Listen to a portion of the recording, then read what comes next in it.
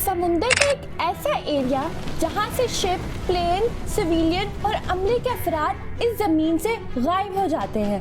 अस्सलामुअलैकुम दोस्तों, इन्फोवॉर में खुशामदीद। आज की वीडियो में हम बरमूडा ट्रायंगल के बारे में बात करेंगे और इस मिस्ट्री को सॉल्व करने की कोशिश करेंगे। दोस्तों, आपने ये कहावत तो सुनी होगी कि आसमान खा गया या जमीन निगल गई। दोस्तों, जमीन पर एक ऐसा एरिया मौजूद है जहां लोगों ने क्लेम किया है कि ऐसा ही है। ये जगह नॉर्थ अटलांटिक ओशन के वेस्ट रीजन में है। यूएस की स्टेट फ्लोरिडा से लेकर प्यूर्टो रिको आइलैंड और बरमूडा के बीच में है। क्योंकि ये तीनों मिलकर ट्रायंगल बनाते हैं, इसलिए इस एरिया को बरमूडा ट्रायंगल कहा जाता है। लेकिन दोस्तों, इस एरिया में ऐसे इंसिडेंट्स हुए हैं जिसकी वजह से इस जगह के और भी नाम दिए गए हैं, जैसे devil triangles, the lingo of the lost. दोस्तों, अब आप सोच रहे होंगे इस एरिया के बारे में डिस्कवर कैसे हुआ था। 1950 में यूएस अमेरिका में इस एरिया के बारे में हल्की हल्की बात होना शुरू हुई थी। लेकिन दोस्तों, पहली दफा इसको बरमूडा ट्रायंगल बोलना तब शुरू किया जब विंसेंट गेडिस ने एक आर्टिकल आर्गूसी मैगजीन्स में पब्लिश किया था। उसमें उन्होंने लिखा कि फ्लोरिडा के पास एक एरिया है जो 3 पॉइंट से मिलकर बना है और जहां पर कुछ अजीब चीजें हो रही हैं।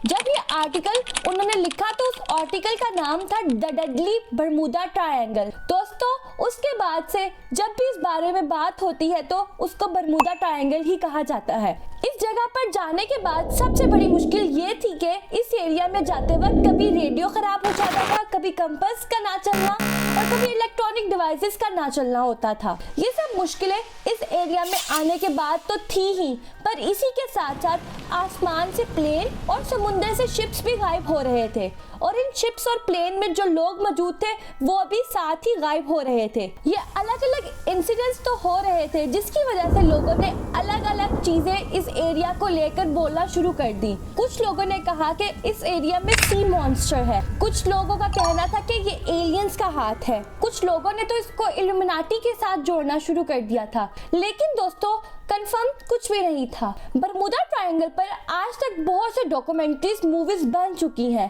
5 दिसंबर 1945 में 5 फाइटर प्लेन्स का ग्रुप नेविगेशन और कॉम्बैट फाइटिंग के लिए फ्लोरिडा से निकलता है। इस ग्रुप का नाम था फाइट 19।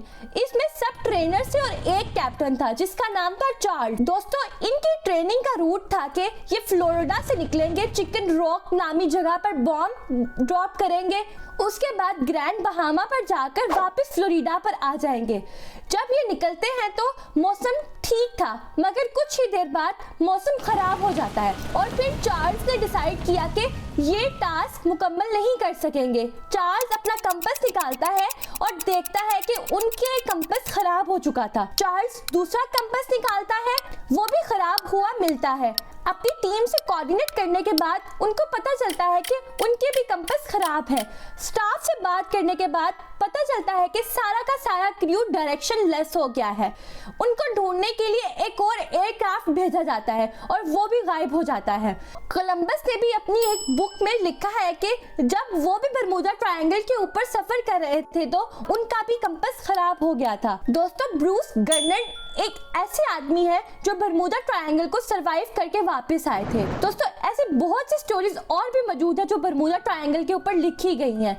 दोस्तों, लोगों को मिस्ट्री स्टोरीज पसंद आती हैं और दूसरी तरफ फैक्ट्स पर लिखी हुई स्टोरीज मिस्टीरियस स्टोरीज के कंपैरिजन में बोर होती हैं और इस चीज का फायदा उठाते हुए लोग इसका बिजनेस करते हैं। हकीकत ये है कि ये एरिया भी बाकी तमाम एरिया की तरह ही है। इस एरिया में जितनी शिप्स या प्लेन्स गुम होते हैं उतने ही बाकी तमाम एरियाज में भी होते हैं। अगर आप गूगल पर सर्च करेंगे तो आपको मालूम होगा कि ये एरिया 10 टॉप डेंजरस रीजन में भी नहीं आता है। दोस्तों, इंटरनेट पर ये डेफिनेशन बरमूडा ट्रायंगल की बताई जाती है कि ये एक अर्बन लेजेंड है। मतलब ये कि एक ऐसी कहानी है जो सच नहीं है मगर इसको सच दिखाया जाता है। दोस्तों, अब तक बरमूडा ट्रायंगल में 75 शिप्स बरमूडा ट्रायंगल से मिस हुए हैं और अगर आप एवरेज निकालें तो बाकी तमाम जगहों पर भी इतने ही शिप्स गायब हुए हैं। लेकिन इसके बावजूद भी बरमूडा ट्रायंगल इतना फेमस क्यों? क्योंकि दोस्तों, इसकी स्टोरीज, बुक्स और मूवीज और इन सब की जो इकोनॉमी है वो काफी स्ट्रांग है, जिस वजह से इस एरिया को ज्यादा हाइप मिली है।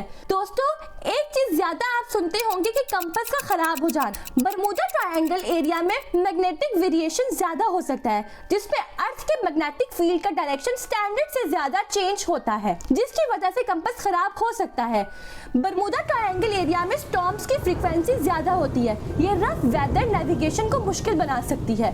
कुछ इंसिडेंट्स में ह्यूमन एरर भी शामिल हो सकता है, जैसे कि गलत नेविगेशंस, डिसीजंस या टेक्निकल फॉल्ट्स वगैरह। अब आप सबके जहन में ये सवाल आ रहा होगा कि आज भी बरमूडा ट्रायंगल्स के ऊपर से प्लेन या शिप सफर करते हैं, आज इसके बारे में कोई बात क्यों नहीं करता है?